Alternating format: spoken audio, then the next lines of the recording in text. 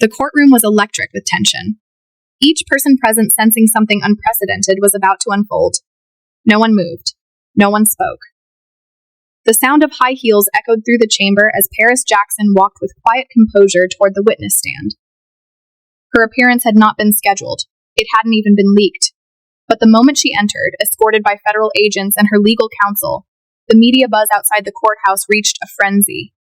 Inside, the silence was deafening. She wore all black. Her hair pulled back, eyes focused, but brimming with something deeper than emotion. Resolve in her hands. She clutched a slim, aged envelope, sealed and slightly wrinkled. All eyes followed her as she sat and took the oath. The judge leaned forward, his voice even but curious. Miss Jackson, you requested to submit a personal document as part of today's evidentiary hearing. Is that correct? Yes, Your Honor, Paris replied, her voice calm but resonant. This is a letter written by my father, Michael Jackson. It was given to me with instructions to read it publicly if certain things ever came to light. A collective shift moved through the courtroom like a wave. Diddy, seated only feet away, looked up sharply. His hands, previously folded neatly, slowly gripped the arms of his chair. He didn't blink. The prosecutor stepped forward. Miss Jackson, can you confirm when this letter was written? Paris nodded. It was written approximately 3 weeks before his death. My father had begun isolating himself more and more. He said he knew too much and that if anything happened to him, I should watch a few key figures. One of them was Sean Combs.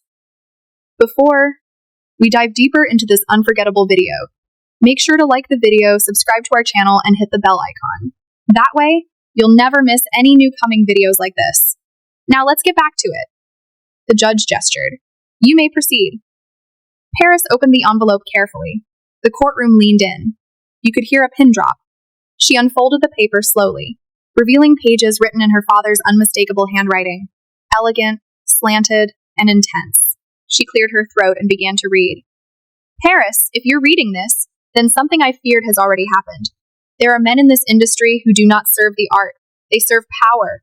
They serve silence. Sean Combs is one of them. A gasp echoed from the gallery. I've watched him build walls behind smiles. I've watched him attend parties where no cameras are allowed and no truth escapes. I've seen how he gets close to those who speak out just to silence them later. Paris paused, her hand trembling. She glanced at Diddy. He was staring directly at her now, face unreadable. He hides behind music, behind money, behind men in robes who tell the world he's spiritual. But I know what he is. I know the rooms he's entered, the people he's broken, the things he's taken that can never be returned. Paris's voice cracked, but she continued. You must be careful. If I'm gone, it wasn't the drugs. It wasn't my heart. It was what I knew. Don't trust him. Don't let your light get close to his darkness. If the world ever finds out what's behind his curtain, they'll weep. The letter ended with a single line scribbled at the bottom. He's not the kingmaker. He's the gatekeeper of silence. The courtroom was frozen for several seconds. No one breathed. The judge removed his glasses and set them gently on the bench. The jury sat stone still, their expressions a mix of disbelief and emotional exhaustion. Even Diddy, so often stoic during previous testimonies, looked visibly shaken. His fingers tapped nervously on the table, lips pressed into a hard line. Paris gently folded the letter again and placed it on the desk beside her. I didn't come here today to accuse, she said quietly. I came here to honor my father's final warning. He was silenced by many things in his life, but today I'm making sure his truth is finally heard. The judge ordered the letter to be entered into the record. Outside the courthouse, the crowd that had once chanted for justice now stood in stunned silence. Reporters were left speechless. Online, the words Michael Jackson warned us began to trend worldwide. Inside, the battle had shifted. No longer just legal, it had become generational. One legacy against another. And for the first time since the trial began, Sean Combs had no words, only a shaken stare that could not look away. Paris Jackson remained seated on the witness stand, her father's letter resting beside her like a sacred relic, fragile but blazing with meaning. Across the courtroom, the energy had shifted entirely. It wasn't just another dramatic moment in a high-profile trial. It was history breathing through paper. Michael Jackson's posthumous voice had cracked open a door no one expected to ever see, and once opened, there would be no closing it. The prosecutor stepped forward slowly, her voice measured. Miss Jackson, thank you for that testimony. Has your father ever spoken to you in more detail about Mr. Combs, either directly or through his private journals? Paris looked up, calm but clear-eyed. Yes, my father kept a number of handwritten notes and recordings. He never said everything out loud. He believed his phones were tapped, that he was being followed. But in the months before he died, he started writing more. Some of it seemed chaotic at the time, but now it's starting to make sense. She reached into her bag and held up another folded page. He never mailed this. It was in his desk drawer. The judge leaned forward. Are you submitting another document for the record? Yes, Your Honor. It's a list of names. People he said were part of what he called the web. The prosecutor took the page and held it up. For the record, this document includes 6 names, one of which is Sean Combs. Another is a known associate who's already been subpoenaed in this case. There was a rustle of agitation in the room. Legal teams flipped through files, whispering anxiously. Diddy's lawyer stood abruptly. Objection. These notes are speculative and potentially defamatory. The defense was not given access to this document prior to today. The prosecutor didn't even look at him. It's called a bombshell, counselor. Sometimes the truth doesn't come pre-packaged. The judge paused, weighing the balance between legal fairness and undeniable public interest. Overruled. The document will be reviewed for authenticity, but may remain on the record for now. Paris adjusted in her seat, staring straight at Diddy. My father always told me to protect the light, she said. He said there were people in this industry who harvested other people's innocence, who fed on it. I didn't understand then. I do now. Diddy scoffed quietly, his first sound since the letter was read. He leaned over to whisper something to his attorney, but Paris noticed. Her stare didn't waver. You can deny it. You can pretend this is just another media storm, she said. But my father wasn't the only one who saw behind your mask. He just happened to write it down. The prosecutor turned back to the court. Your Honor, I'd like to submit into evidence handwriting authentication reports comparing this letter and list to samples from Michael Jackson's personal writings confirmed by the Jackson estate. The judge nodded and a clerk received the files. Meanwhile, a member of the jury could be seen wiping away a tear. Another clutched his pen tightly as if anchoring himself in reality. Even the gallery, which had witnessed weeks of shocking testimony, sat stunned. There was something deeply human about a daughter reading her father's warning to the man he feared most. It wasn't just evidence. It was grief weaponized with purpose. Outside, the press pool had already begun their frenzied reporting. Paris Jackson delivers emotional testimony in Diddy trial. Michael Jackson's letter calls Diddy gatekeeper of darkness. Industry secrets finally unraveling. Back in court, the prosecutor took a step back from the witness stand. No further questions at this time. The judge looked at Diddy's attorney. Would the defense like to cross-examine the witness? The man stood slowly, deliberately adjusting his tie. No, Your Honor, not at this time. Everyone noticed the hesitation in his voice, the fear, the decision to avoid pressing further.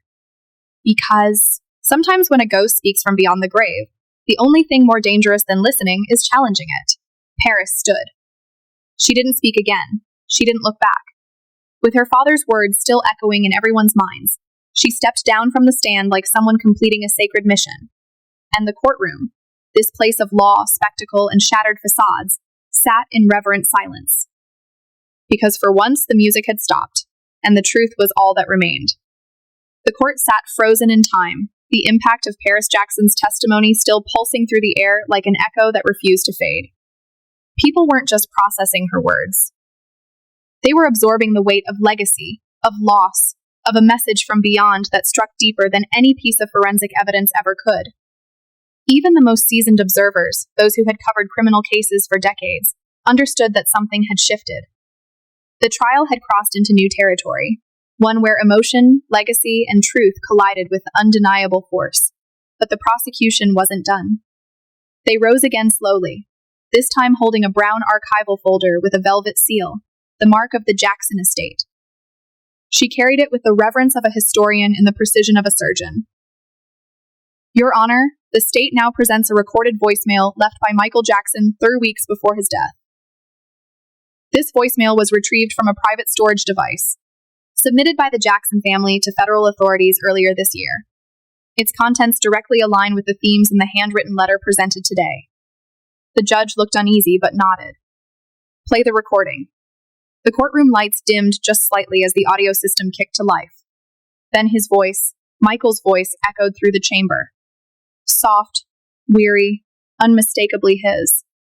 They're watching me. They know I know. Sean's part of it. He's deeper in than anyone thinks.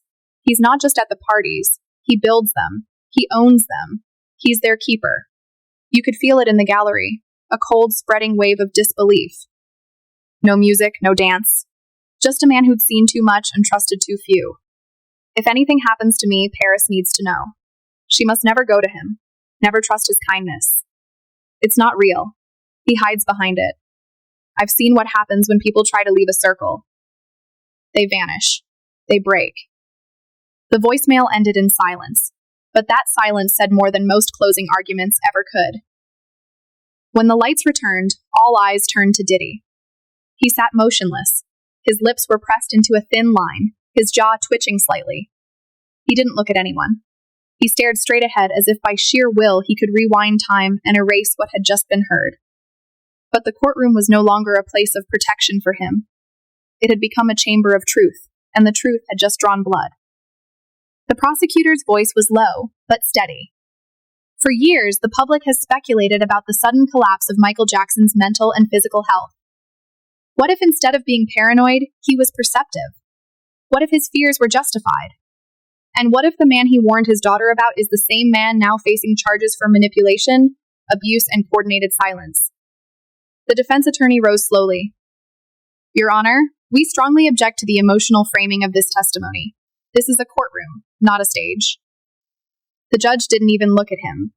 His eyes remained on the evidence table where the letter, the list, and now the voicemail sat like relics of a buried truth finally unearthed. Over, he said quietly. The prosecutor nodded. Then let's talk about the corroboration. She turned to the screen behind her, which now displayed email correspondences from 2008 and 2009. Between Michael Jackson's legal team and various unnamed entertainment lawyers, in those emails were explicit references to protection, isolation, and a media black circle coordinated by a few select names. One of those names appeared repeatedly, S. Combs. And next to it, in another email, MJ has asked repeatedly for distance, advises that Combs' involvement be limited due to concerns about hidden surveillance. The prosecutor walked to the center of the courtroom and stood still. The Michael Jackson the world knew was larger than life, but in his final days, he was a man trying desperately to protect the only thing that mattered, his children. His fears were real, his warnings were specific, and now, years later, the man he feared most is seated right here. Diddy's lawyer whispered something to him, but he didn't respond. He couldn't. The words had chained him to the silence. Any attempt to speak now would only deepen the fracture. The judge looked down, sighed, and spoke with gravity. Let the court note that the evidence provided today will be admitted into record and held for further forensic review. The witness testimony, voicemail, and related documents shall remain sealed from media distribution until authentication is complete. But the court knew, the public knew, the world knew. A father had spoken, a daughter had delivered his truth, and a courtroom had witnessed a moment no one would ever forget. Because what began as testimony had become prophecy fulfilled. The court reconvened after a brief recess, but the energy that once buzzed with anticipation now trembled under the weight of what had just been revealed. The name Michael Jackson carried more than celebrity. It carried prophecy, legacy, a haunting truth that no one in the room could deny. And now that his voice had spoken both in ink and in audio, it had broken something open that could not be sealed again. Paris Jackson had returned to her seat in the gallery. Her presence was no longer that of a mere witness. She had become a symbol of truth carried from one generation to the next. Her composure hadn't wavered. Her silence now spoke louder than any scream could have. But across the room, the The center of it all, Diddy Combs looked increasingly undone. Each revelation had chipped away at the image he'd so carefully constructed over decades. The prosecution rose again, this time holding an evidence bag. Your Honor, as she began, we now present a black notebook recovered from the belongings of Quincy Davis, a former producer and close collaborator of both Shaw Combs and Michael Jackson. This notebook was voluntarily turned over during the investigation. Inside are dozens of entries dated between 2007 and 2009, referencing private industry meetings, off-record gatherings, and one particular entry we would like to highlight today. She opened the notebook, flipped a few pages, then began to read aloud. MJ looked terrified today. Said Combs approached him about joining the Real Circle. Jackson said no. He told me later, if I say yes, I lose my voice. If I say no, I might lose my life. The courtroom held its breath. He mentioned a gathering being planned, called it the Midnight Oath, said he was warned not to speak of it publicly, said Combs had eyes and ears everywhere, told me to stay away. He looked like a man carrying a secret he never wanted. The prosecutor paused, letting the words linger like the final note of a symphony. Your Honor, this notebook confirms what the letter, voicemail, and private communications have suggested that Michael Jackson feared Shaw Combs not as a rival, but as a threat, not because of fame or money, but because of access, secrets, and control. The judge looked grim. Has the authenticity of this notebook been confirmed? Yes, Your Honor. Handwriting specialists have verified that all entries were made by Quincy Davis. The ink, paper, and timestamps match the timeline of documented meetings. Diddy's legal team sat rigid. Their client leaned forward slightly, rubbing his hands together nervously, the confident mogul persona melting under the growing pile of undeniable links. And then from the back of the courtroom, another voice spoke. It wasn't loud. It wasn't planned. I was there, the voice said. All heads turned. A woman stood up slowly, petite, older, dressed in navy blue. The babe stepped toward her, but the judge raised his hand to stop him. Please identify yourself, he said. My name is Renee Collins. I was Michael Jackson's executive assistant from 2005 to 2009. The room gasped. Everyone had heard her name whispered before, Michael's gatekeeper, the woman who screened every call, every visitor. The judge gestured for her to approach the stand. You're not under subpoena, Miss Collins, he said. Are you offering testimony voluntarily? She nodded. I can't stay quiet anymore. She was sworn in, and the prosecutor stepped forward cautiously. Miss Collins, can you confirm that you had knowledge of any interactions between Mr. Combs and Mr. Jackson in the final years of Michael's life? I arranged their last meeting, she said, voice firm. It was in May 2009. Diddy showed up unannounced. Michael didn't want to see him. Said he had nothing to say, but Diddy insisted. I let them talk privately. 10 minutes later, Michael came out trembling. He told me to cancel everything that week. He wanted the house swept for bugs. He told me, Renee, if anything happens to me, look at him first. The courtroom broke into whispers, but the judge didn't stop her. And you never spoke of this? I signed End Us. I was scared. But when I saw Paris testify, when I heard that voicemail, I knew I had to come forward. The prosecutor nodded. Did Michael ever express fears about being watched or followed constantly? He said the people he trusted once had turned, and that someone like Diddy didn't just party with power, he collected it. He called him a puppeteer. Diddy's face flushed with anger, but he said nothing. Thank you, Miss Collins. The prosecutor said, you may step down.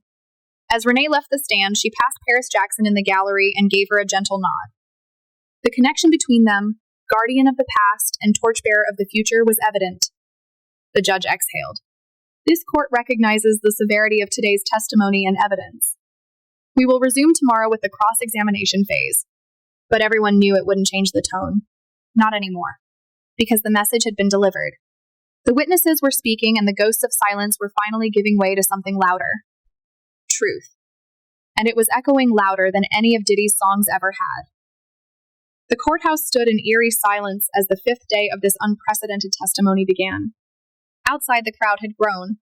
Not just journalists or curiosity seekers, but fans, devotees, people who had loved Michael Jackson from childhood, who believed in his art, his message, and who had lived through the pain of watching him ridiculed, isolated, and then gone too soon.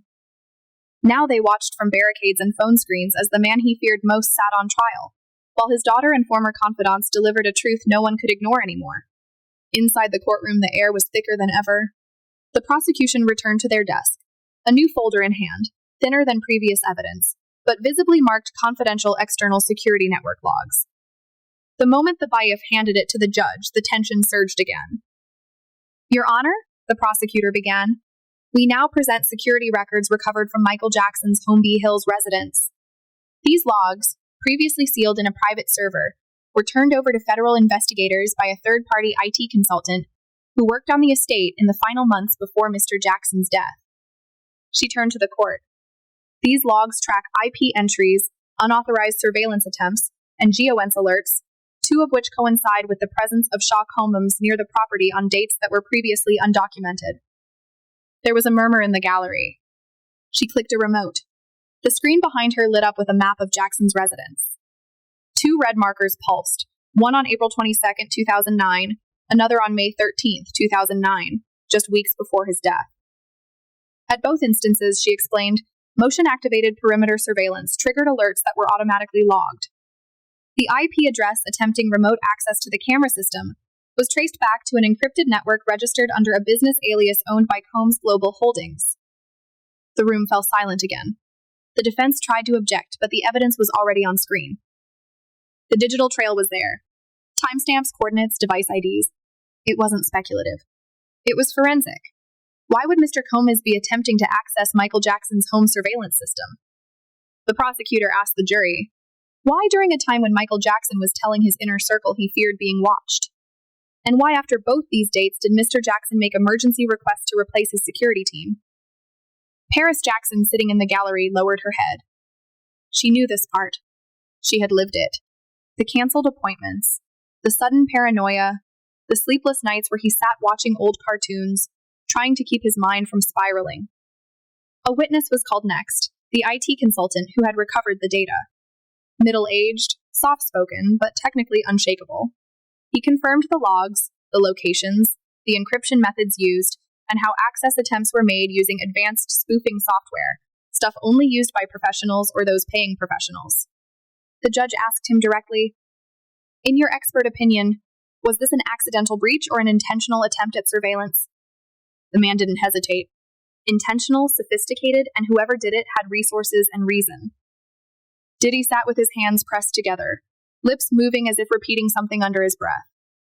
A mantra, a denial. No one could tell, but the once confident mogul was clearly cracking. And then came another unexpected blow. The prosecution called for a short video segment to be played. Something retrieved not from Jackson's home, but from a fan's archived footage during a backstage moment at a 2003 charity concert. The screen flickered, showing Michael Jackson in a private moment with his bodyguards. The audio was muffled, but the subtitles read clearly. Keep him away from me. I don't trust that man. He plays innocent in public, but he's different behind closed doors. He doesn't care about music. He wants control. The bodyguard responded, You mean did he? Michael nodded. It was one thing to read a letter, another to hear a voicemail. But now there was video years before his death expressing the same suspicion, the same name, the same fear. The courtroom was rattled. And then the judge looked over at Diddy. Mr. Combs, he said sternly, you will have the opportunity to respond to these allegations, but at this point, I advise your legal team to prepare for cross-examination under full oath. Diddy nodded stiffly. The prosecution rested for the day with a final statement. What we've shown this court is not hearsay, not conspiracy, but a consistent pattern of fear, evidence, surveillance, and secrecy. And now, thanks to his daughter and those who refuse to stay silent, the voice of Michael Jackson has finally made it into the courtroom where he never had a chance to speak. And in that courtroom, under oath, under pressure, under the weight of a silenced king's warning, the truth was no longer just heard. It was undeniable. The courtroom, by now a war zone of reputation and reality, opened again with the sense that something irreversible had begun. The narrative was no longer about whispers, suspicions, or rumors. It had transformed into a surgical unveiling of everything Diddy had once managed to keep hidden behind platinum records, champagne toasts, and red carpet smiles. His face, now aged overnight, reflected not power but pressure. Every corner of his empire seemed to be caving in. The judge entered visibly more severe than previous sessions. Everyone rose. Everyone sat, and then the doors at the back opened again. Another surprise witness was announced. Anthony Carter, known in the music industry as Tone C, a respected sound engineer and producer who had worked with both Michael Jackson and Diddy during overlapping years. The gallery tensed. His name had never appeared in previous filings, but insiders knew who he was. A quiet technician with access to every room, every studio, every mic, every conversation. He took the oath and sat down, adjusting his suit jacket. His eyes scanning the room briefly before settling on Diddy, then Paris. I was there in the studio in 2006, he began, his voice low but steady. It was one of the rare nights Diddy and Michael were in the same building. The prosecutor leaned in. What happened that night? They didn't record together, but Diddy wanted to speak to Mike privately. Said he had a business offer, some kind of new structure for artists. Michael wasn't interested. He told me later that night something felt off. Said it felt like he was being recruited into a brotherhood that wasn't about music. Gasps swept through the courtroom. Did he elaborate? The prosecutor asked. Tone C nodded. Yeah, he said. These aren't businessmen. They're engineers of silence. They don't just create, they collect, they control. And was Mr. Comey's part of that circle? He was the centerpiece, Tone said. I remember Michael saying, he's the golden mask, the one who smiles while others operate. But make no mistake, he knows everything. The courtroom was silent again. Diddy shifted in his seat, finally leaning toward his attorney, whispering something with urgency. His hand trembled slightly, and for the first time, sweat could be seen at the corner of his temple. The prosecutor took a step forward. Mr. Carter, did Michael Jackson ever instruct you to record anything or archive anything in case of future threats? Tony C. reached into his briefcase, producing a small flash drive. He asked me to secure this audio. Told me if anything ever happened to him, it would help connect the dots. The courtroom buzzed as the judge ordered the drive to be played. A hush blanketed the space once again. Michael's voice came through. Tired, fragile, but composed. I'm making this so someone remembers. There's a circle forming. They think they're untouchable. Diddy's the face. T.D. Jakes is the priest. And behind them, money, names, promises. I said, no, I won't be their puppet. Everyone froze. If I disappear, it won't be the drugs. It won't be an accident. It'll be because I said no, because I wouldn't kneel. Gasps. The court reporter's fingers faltered for a second before continuing. Jurors stared in disbelief. Two even appeared visibly shaken. No one could speak. Not the defense. Not Diddy, not the judge. Tone C sat silently. The prosecutor finally broke the silence. Your Honor, we submit this as Exhibit 94, authenticated audio statement by Michael Jackson. Accepted, the judge said without hesitation. Diddy's lawyer finally stood. Your Honor, we need a recess. No, the judge replied instantly. The people have the floor, and the floor is on fire. At that moment, it was no longer a trial. It was a reckoning. Years of whispered warnings, strange coincidences, redacted articles, and silent voices were unraveling in real time. Paris Jackson sat still, her hands folded over her lap, tears in her eyes, not of sorrow, but of relief. Her father's voice wasn't gone. It had returned with vengeance and clarity, and the world was listening. For the first time, the court had seen through the glitz and armor Diddy had carefully crafted over decades. This wasn't just about his crimes. It was about the network, the system, the unspoken, and now it was all being spoken. Loud, clear, undeniable. The air inside the courtroom had turned volatile, a dangerous blend of revelation and disbelief. No one spoke above a whisper now, not even the press seated in the gallery. Something irreversible had taken root, the weight of Michael Jackson's voice. That haunting audio clip still echoed in every corner of the room like a ghost finally given a microphone. And while the courtroom had weathered scandalous moments before, what was coming next would be remembered as the moment that shattered the last line of defense, the turning point no one saw coming. The prosecution approached the bench once again, this time without a folder, without a new witness. Instead, the lead attorney stood quietly before the judge and said, Your Honor, the state requests to play one final piece of evidence.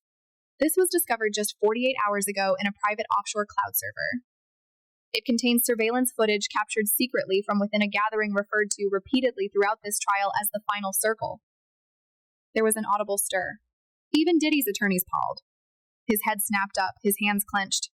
The phrase Final Circle had been whispered so many times by Paris, by witnesses, even by Michael himself in his notes and voicemails. It had always seemed metaphorical, symbolic, but now there was video. The judge's face tightened. Was this footage authenticated? The prosecutor nodded. Yes, Your Honor. The metadata confirms the location. A private estate in the hills above Malibu. The date, May 16, 2009. 3 weeks before Michael Jackson's death. Proceed. The lights dimmed. The courtroom went silent. The footage began. There was no music, no introductions, just shaky handheld security camera footage from a high corner angle in what appeared to be a sprawling candlelit room filled with leather couches, red velvet curtains, and blacked out windows. People walked in one by one wearing masks, half masquerade, half ritual. At the center of the room stood Shaw Diddy Combs, unmasked, confident. He smiled as each guest arrived, nodding, clasping hands. Several faces blurred by redaction, but one was not. Michael Jackson. He entered last, but he didn't walk in casually. His body language was guarded. He paused at the doorway, exchanging words with a masked man. Words that were barely audible, but enhanced by investigators. The subtitles flashed on screen. I said I wouldn't be part of this. Too late now, Mike. They're already watching. The camera panned to the other side of the room, where seated beside a fireplace was a figure not named until now in court documents. A woman known only as M, and next to her, T.D. Jake Jakes. Gasp. You'll regret saying no, Diddy said on screen, smiling at Michael. And you'll regret underestimating the light, Michael replied. The screen froze. The judge's gavel banged once. Pause the video, but the gallery had already erupted. Whispers turned to cries. Phones lit up. One juror turned pale, visibly shaken. Another pressed both hands to his mouth. Paris Jackson covered her eyes, unable to watch another second of her father being forced into what he had so desperately tried to avoid. The judge ordered silence again. The prosecutor turned to the jury.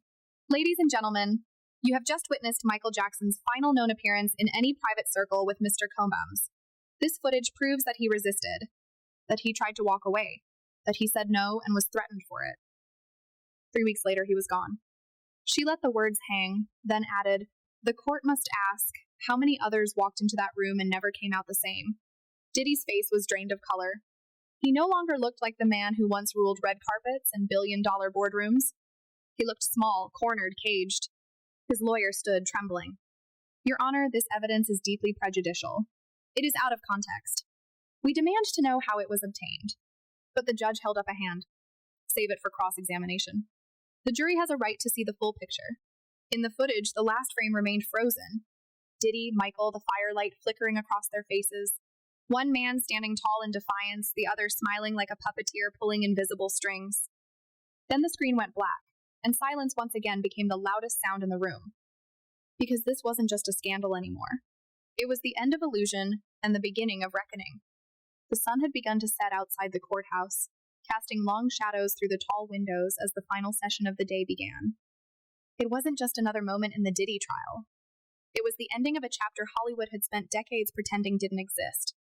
The courtroom, filled with journalists, former collaborators, fans, and legal observers, no longer buzzed with curiosity.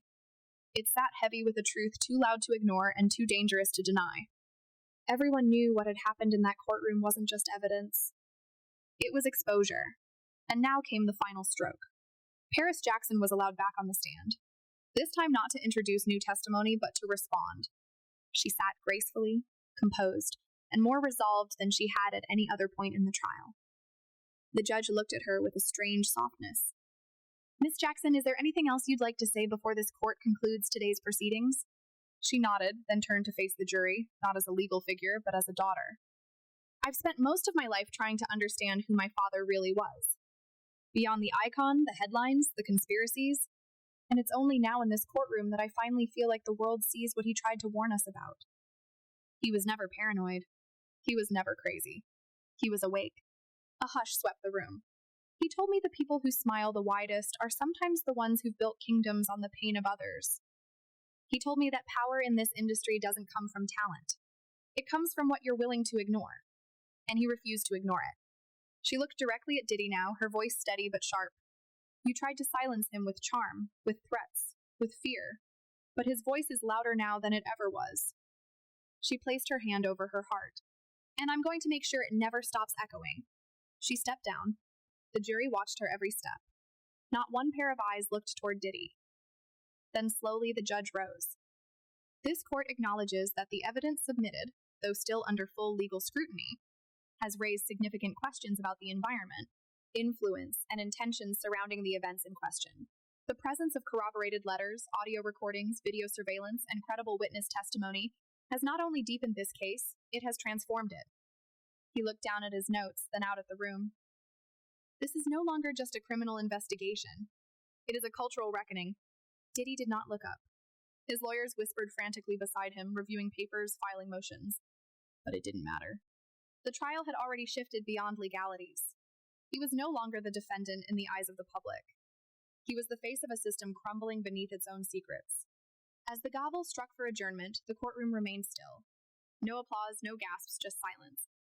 That sacred final silence that follows after something holy and horrifying has been revealed. Outside, the world waited. Media vans prepared for live coverage. Protesters held signs that read, "Believe Michael now and protect the light." Social media lit up again. Hashtags like Man in Jackson was right, Renown or Diddy trial. In Maine and Paris, the truth bearer climbed to the top of trending lists.